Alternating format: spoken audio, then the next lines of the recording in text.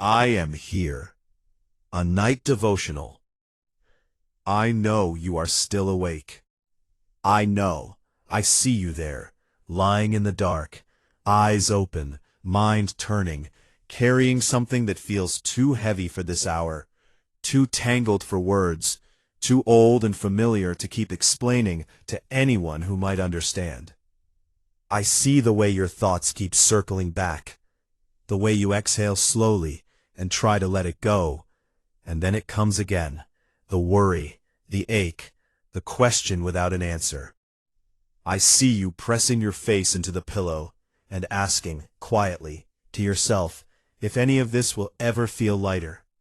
I see you, my child, every part of you, and I want you to know, before another breath passes, before another moment of this night unfolds without you knowing, I am here, right here.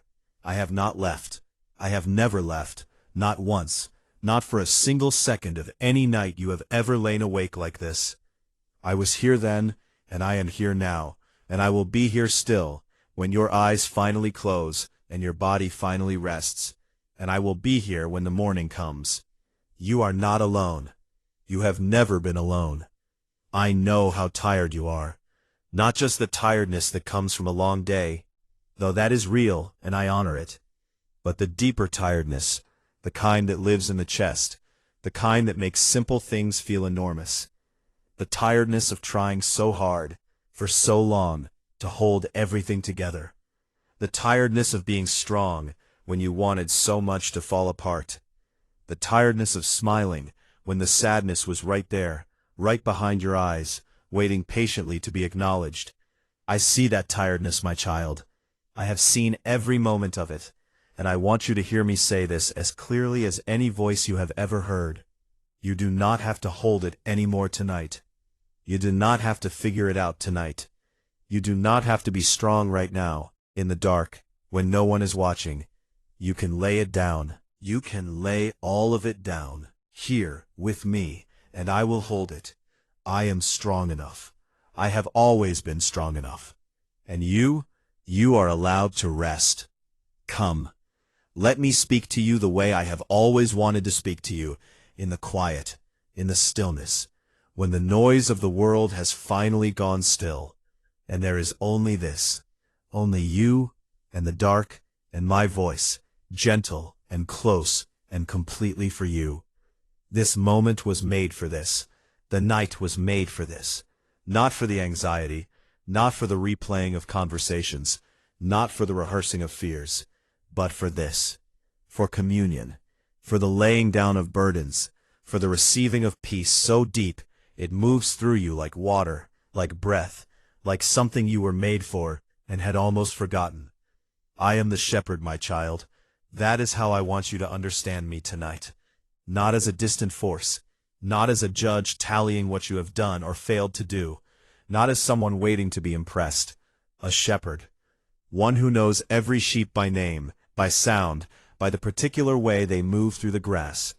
One who goes ahead of the flock into every unfamiliar valley, not to send them through alone, but to walk alongside them, to be the presence that makes the darkness navigable.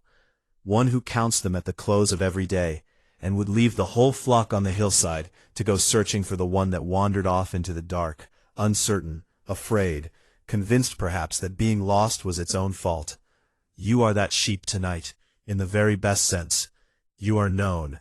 You are counted.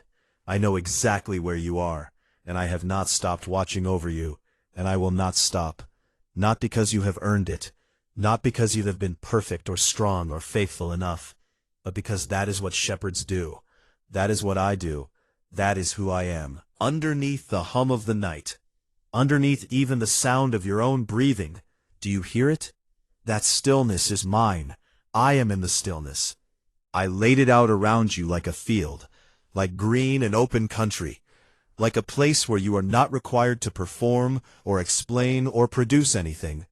Just a field, just space, just room to breathe and be, and let the weight come off your shoulders inch by inch.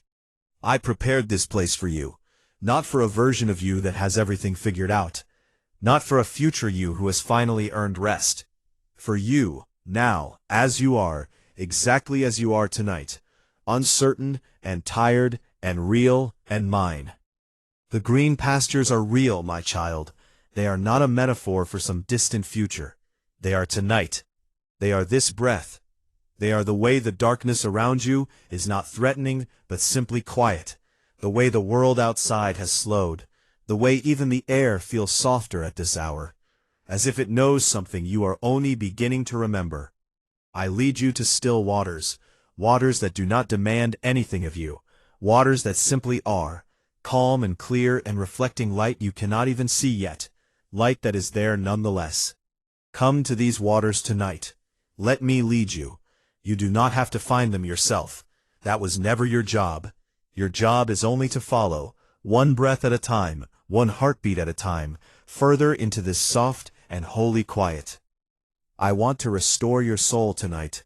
That word, restore, I want you to sit inside it for a moment. It means to bring back what was. It means that what you were before the hard years, before the accumulation of grief and disappointment and worry, before the moments that took pieces of you and left you feeling somehow less than whole, that version of you is not gone. It never left, actually. It has been waiting, quietly, here with me, kept safe, kept whole, kept for a moment exactly like this one, when you would be still enough to receive it back. Your particular and irreplaceable soul, the one that laughs a certain way and loves certain things and carries a kind of light that is yours alone. That soul is intact. I have been holding it. I will restore it to you, gently, slowly, the way morning restores the earth after night. Rest now. Let the restoring begin. I need to talk to you about the fear. I know it is there. I know it sometimes feels enormous. The fear of what comes next. The fear that the things you are hoping for will not materialize. The fear that the path you are on leads somewhere you do not want to go. The fear that you have already missed something important and cannot find your way back. I know the fear that wakes you in the early hours and sits on your chest and asks its terrible questions in the dark. I know you have been carrying it, sometimes quietly, sometimes with great effort, always alone. And I want to say this to you, plainly and gently and with all the tenderness I have. Perfect love casts out fear. That is not just a beautiful phrase. It is a law of the universe.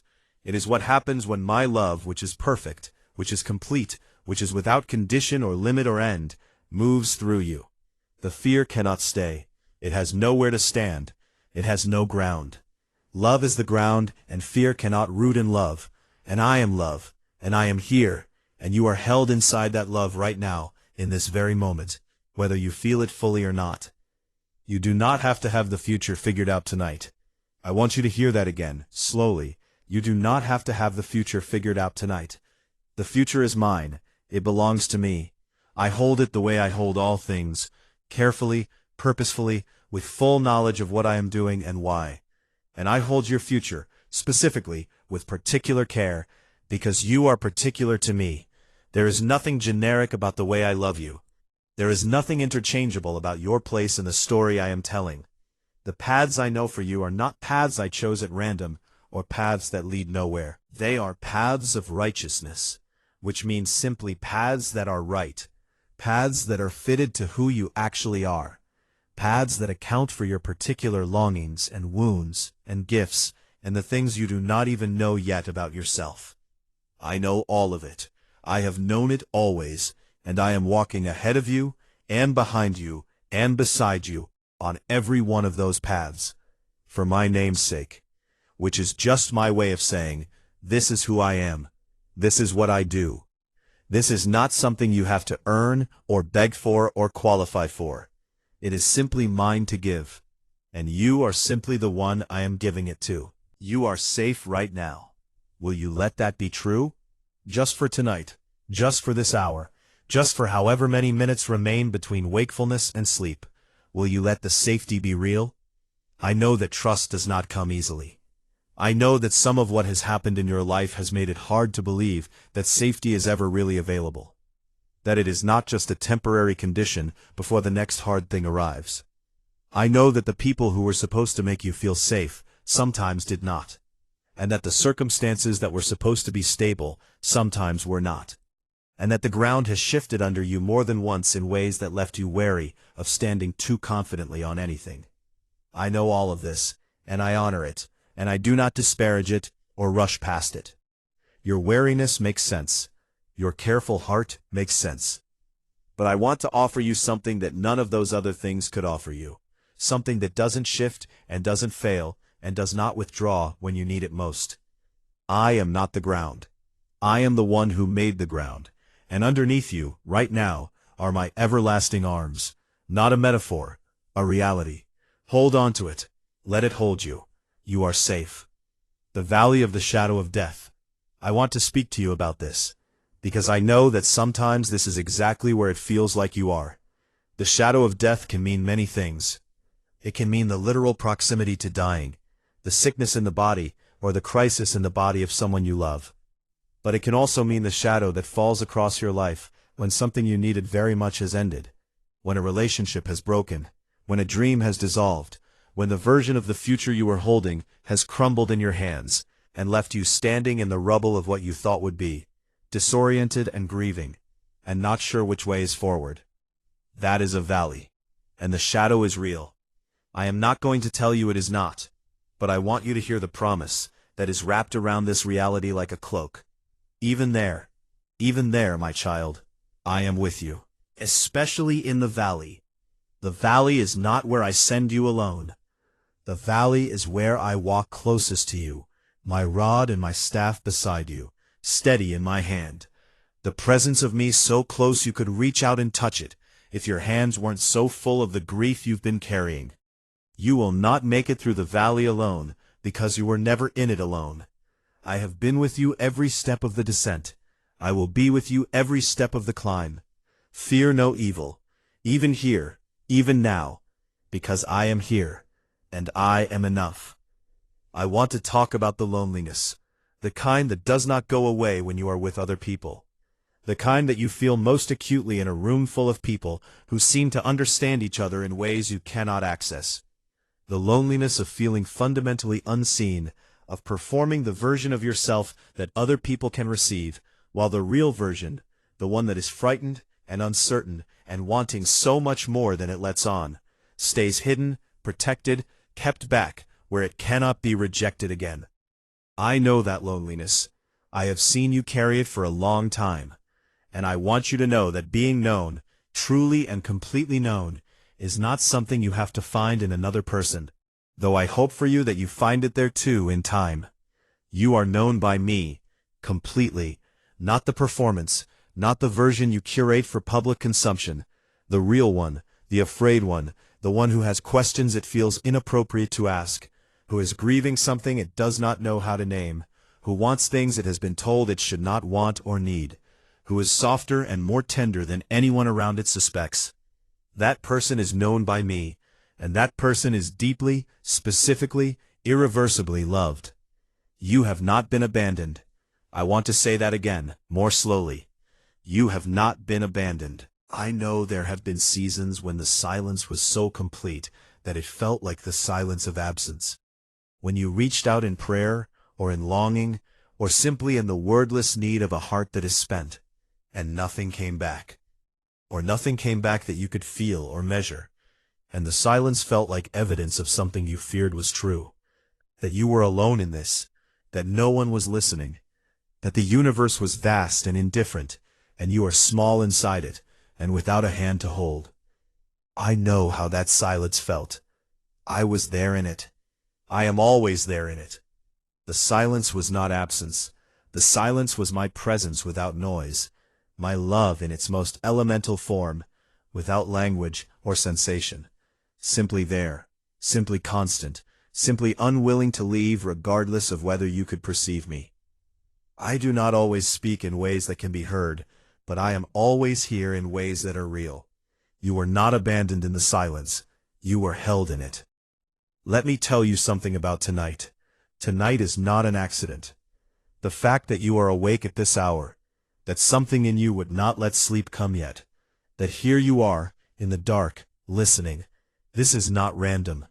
I called you to this stillness. I knew you needed to hear this, needed to stop moving long enough to remember what is true.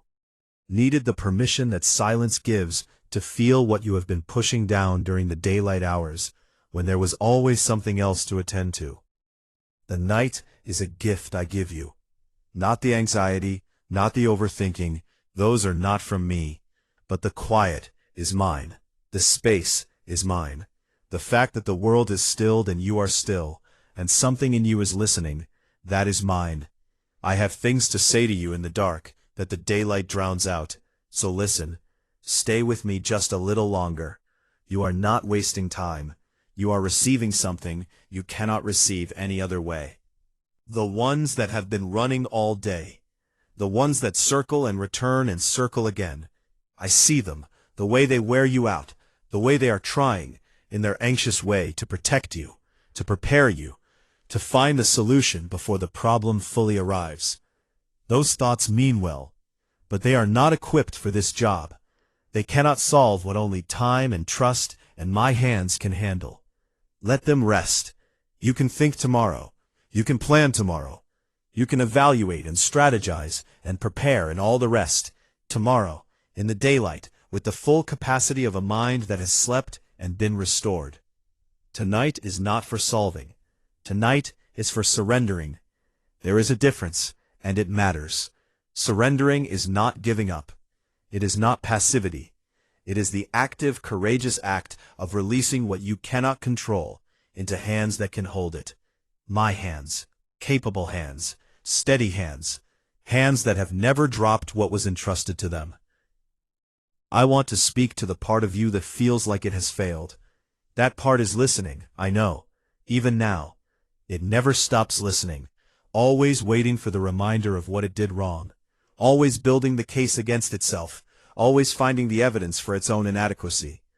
I want to say to that part, gently but firmly, you are not defined by your failures. You are not the sum of your worst moments. You are not the thing you said when you were overwhelmed, the thing you did when you were afraid, the thing you could not do when someone needed you to. You are more than all of that, so much more, and I have not kept a ledger. I am not sitting across from you with a record of your shortcomings, waiting to balance the account. That is not who I am. The ledger has been set aside. What I see when I look at you, and I am always looking at you, always, is a beloved child, tired and trying, doing their best in a world that is harder than it should be, carrying more than anyone should have to carry, loving imperfectly and being loved imperfectly, and still getting up, still trying, still here. That is what I see. You, my child, beloved. I prepared a table before you in the presence of your enemies. Do you know what that means? It means that even in the places where the threat is real, even when the things that are working against you are visible and near and not going away, even there I set a place for you. Even there I provide. Even there you are not without nourishment, not without care, not without the evidence of my attention to your needs. The enemies may be real, the circumstances that are difficult, the people who are unkind, the inner voices that are cruel, the fears that are legitimate, the losses that have not yet resolved. They may be real, and I am not asking you to pretend otherwise. But they do not define the table. They do not determine what is on it. I determine that, and what I place before you is abundance. Not crumbs, not the bare minimum. Abundance. My cup runs over. Yours does too, when you let me fill it. Let me fill it tonight. Let me pour into you what the day has taken out. Sit at this table. Rest here. Eat. Drink. Let the goodness come. Goodness and mercy. These are the companions I have assigned to you. Not trouble and fear, though those may visit, as they visit everyone who lives a full and real life in this world. But they are not your assigned companions. Goodness and mercy are. They follow you. This is the promise. They shall follow you all the days of your life. Not some days, all days, including the days when you cannot feel them, including the days when it seems like what is following you is only difficulty, only loss, only the relentless accumulation of hard things. Goodness and mercy are there too. In those days, they are the way the hard thing did not break you, the way help arrived from an unexpected direction, the way something in you found the courage to keep going, when by all rights it should have been exhausted. They are in the small things. The moment of beauty that stopped you in your tracks, the kindness of a stranger, the song that came on exactly when you needed it, the morning that arrived and was, in spite of everything, still beautiful. Goodness and mercy. All the days of your life, including this one, including tonight. I want to talk about the heartbreak now. The specific, particular heartbreak that you carry. The one that changed the shape of you. The one that left a place in your chest that sometimes aches for no reason you can explain to anyone who hasn't felt it. Heartbreak is real. I do not dismiss it or minimize it or offer you easy words that paper over the depth of what it costs to love someone and lose them. Whether to death, to distance, to choice, to change. The breaking of the heart is a real wound, and real wounds need real healing, and real healing takes real time. I am not going to promise you that the ache goes away immediately, or that the missing becomes nothing, but I want to tell you that you are not alone in it. The grief that you carry, I carry it with you. I feel it with you. I am not unmoved by your pain. I am moved, deeply. Your tears are not invisible to me. I have collected every one of them, held them, known the particular story of every one, and I am tending this wound in you, slowly, carefully, the way wounds need tending, not rushed, not forced, but steady and attentive and with complete confidence that healing is coming. It is coming. It is already underway, even when you cannot measure it. Trust the process, even when you cannot see it. There are people you love who you are worried about tonight. I know. That worry is one of the things keeping you awake, making your mind travel to them even now, imagining their circumstances, wishing you could do more, carrying the weight of their situations alongside your own. Your love for them is beautiful. It is one of the most beautiful things about you. But let me carry them tonight too. They are not outside my care. They are inside it, just as you are, known and held and watched over. You do not have to hold them in your mind all night as if your thinking about them is the thing keeping them safe. I am keeping them safe, or I am with them in what they are going through, which is not the same as keeping them from difficulty, but is the same as never leaving them in it alone. Let them go, gently, into my hands, and trust that those hands are gentle and capable and thorough. You can pray for them. That is a beautiful thing to do, to lift their names to me as you lie in the dark. But then let them rest in my hands, and let yourself rest too. I want to remind you of something you have always known, but sometimes forget. You were not made for this world alone. You were made for connection. You were made for love, to give it and to receive it. The longing you feel for deeper connection, for being truly known, for belonging somewhere completely, that longing is not a weakness, and it is not a mistake. It is the echo of how you were designed. You were made from love, for love, toward love. Everything in you that reaches for connection is reaching in the right direction, and I want you to know that even when human connection falls short, and it will, because all of us who love each other are incomplete and limited and doing our imperfect best, there is a connection available to you that is complete. My presence, my knowing of you, the relationship between us that was established before you took your first breath, and will continue long after this life has ended. You are connected, my child. You belong. You are not an orphan in the universe. You are my child, and that means something permanent and real and unshakable. The stars are out tonight. I want to draw your attention to them for just a moment.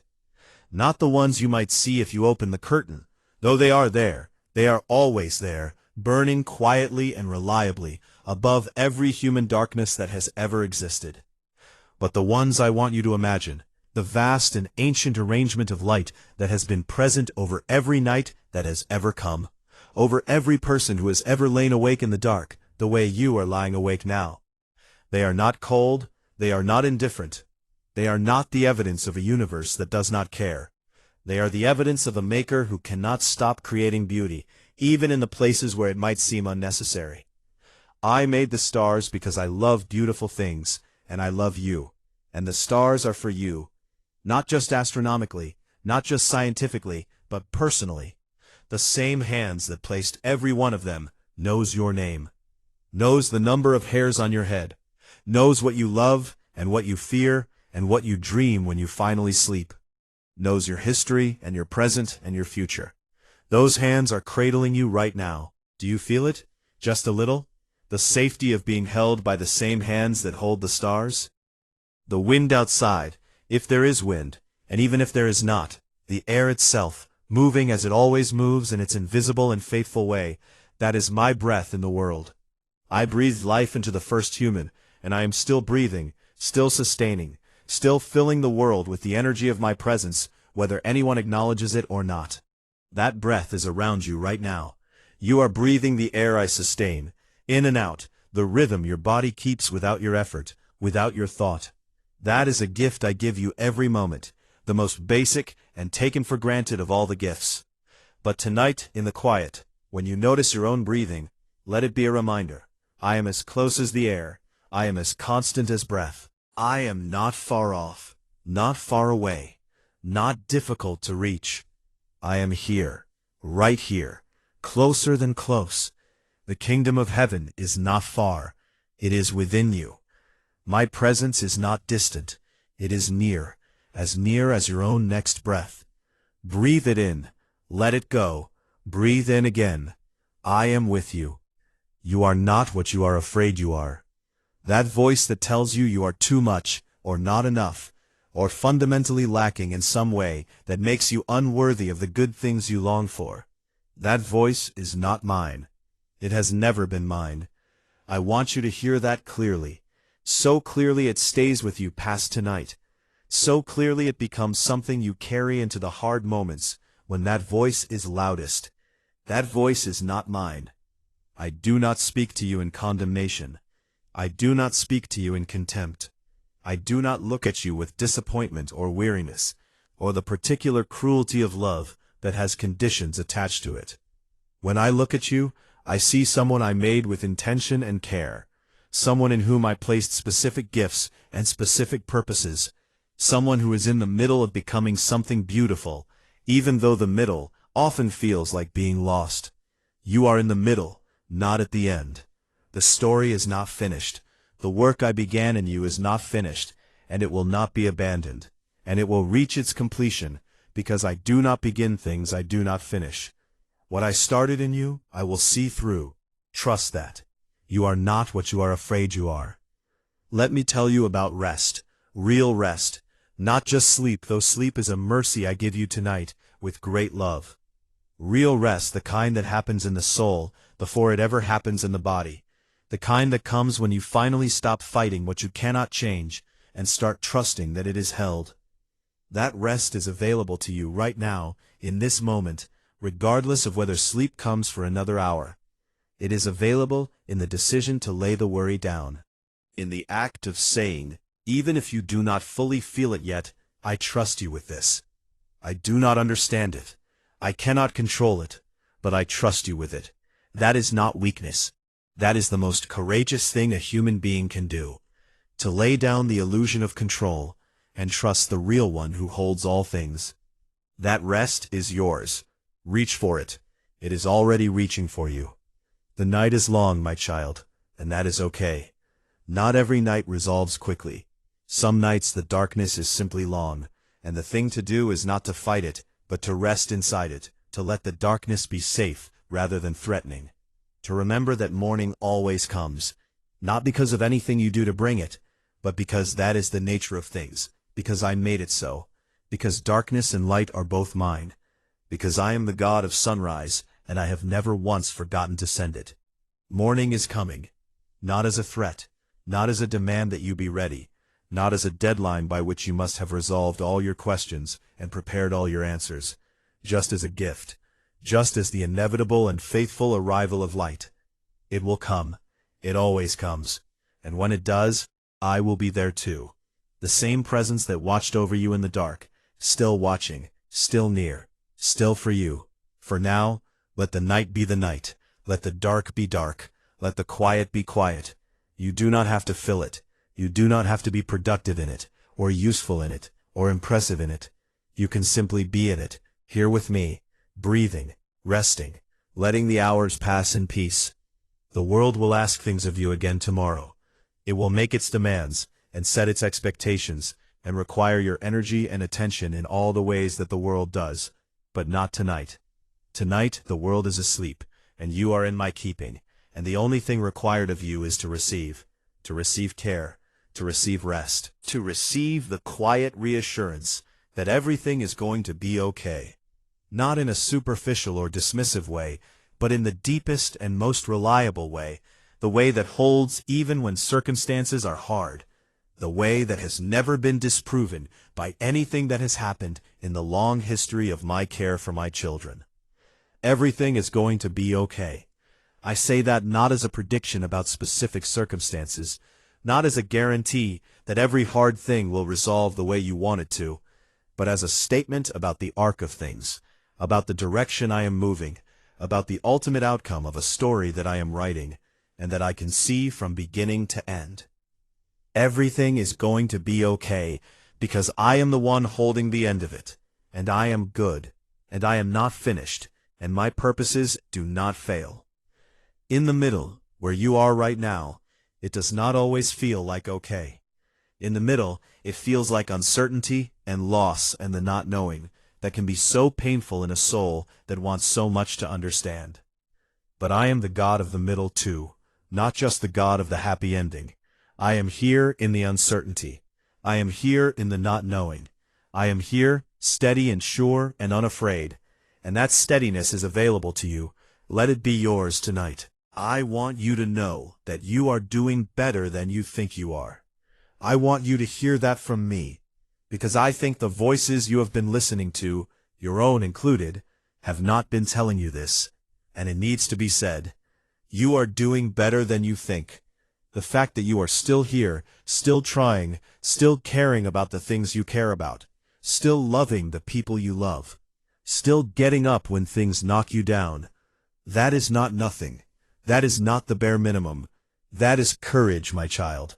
That is faithfulness. That is the kind of persistent, quiet, unglamorous goodness that I see and honor, even when the world around you does not notice it. You are more than surviving. You are growing even when the growth is painful. You are becoming even when you cannot feel the direction of the becoming. You are held even when the holding is invisible. You are loved even on the days when love seems far away. You are doing better than you think. Let your body begin to relax now. Start with your hands. Let them open, palms up, the posture of receiving. Let the tension in your jaw release, the tightening that happens without your noticing when you are worried. Let your shoulders drop from wherever they have climbed to. Let your chest expand with each breath, full and easy and unhurried. You are not preparing for anything right now. You are not bracing for anything. You are simply here, in the safety of the night, in the shelter of my presence, and your body is allowed to know that safety in every muscle and joint and nerve. Safety, rest, peace. Let these words move through you not just as ideas, but as physical realities, as things your body receives along with your mind. The room around you is quiet. Whatever sounds are there, the settling of walls, the distant suggestion of the outside world, they are the sounds of a world that is resting, a world that has for these hours agreed to be still. And you are in that stillness. You are allowed to be still tonight, fully and without apology, without the sense that stillness is laziness or avoidance or something you will have to make up for. Stillness is holy. I rested on the seventh day, not because I was tired, but because rest is sacred. Because stopping to be is as important as doing. Because the human soul requires stillness the way the body requires sleep and water and light. Your stillness is sacred tonight. You are being still before me, and that is a holy thing, and I receive it as such. Your worries about tomorrow, let them wait until tomorrow. I know they do not want to wait. I know they press in at night with a particular insistence, as if the darkness gives them more room to expand. But they can wait. Tomorrow will have what it needs. I have always provided what each day needs, and tomorrow will be no different. The resources, the strength, the wisdom, the patience, the courage, Whatever tomorrow asks of you, I will provide it in the morning. Right now, you do not need to carry tomorrow's requirements on tonight's tired shoulders. You need rest. You need this. So let the worries wait. Very gently, very firmly, set them aside like a coat you can pick up in the morning. For now, you are here, only now, and now is safe. I am watching over you. Even as your eyes grow heavier, and I hope they are growing heavier, my child, I hope the weight of the peace is becoming something gentle and kind. I am watching, not with concern, not with vigilance against some threat that is coming, but with the quiet watchfulness of a shepherd who knows where every sheep is and is simply present to that knowing. You are known, you are located, you are not lost in the dark. Every version of you that appears in these night hours, the worried one, the sad one, the one that replays conversations, the one that plans and replans, the one that misses people, the one that wonders if it is enough. Every version of you is seen and held and perfectly acceptable to be. You do not have to be the good version tonight. You do not have to be the strong version, or the faithful version, or the grateful version. You can be the tired version, the real version, the one that just needs someone to say, I see you, and I'm here, and you can rest now. I see you. I'm here. You can rest now. You are my beloved. Let that be the last clear thought you carry into sleep. Not the worries, not the plans, not the fears, not the regrets. Let this be the thought that goes with you. You are my beloved. Before anything you did or did not do, before any version of yourself you showed the world, before the successes and the failures and the accumulation of all the living you have done and all the living still ahead of you, before all of it and underneath all of it and through all of it, beloved, not earned, not conditional, just true, just deeply, simply, permanently true. You are my beloved child, and I am with you, and nothing in all of creation can change either of those things. Rest now. The darkness is safe. The night is mine. The morning is coming, faithful and sure. And between now and then, I am here, right here, not leaving, not looking away, not distracted by anything in all of heaven and earth. Just here, just with you, holding everything you laid down tonight, keeping watch, keeping you. Rest now, my child. You are safe. I am with you. Rest. Let go. The night is still soft. The world is still, and I am here. Rest. You are loved. You are held. You are safe. Rest now. I am here. I am here. Rest. Sleep, beloved. I am watching. All is well. All is well. All is well.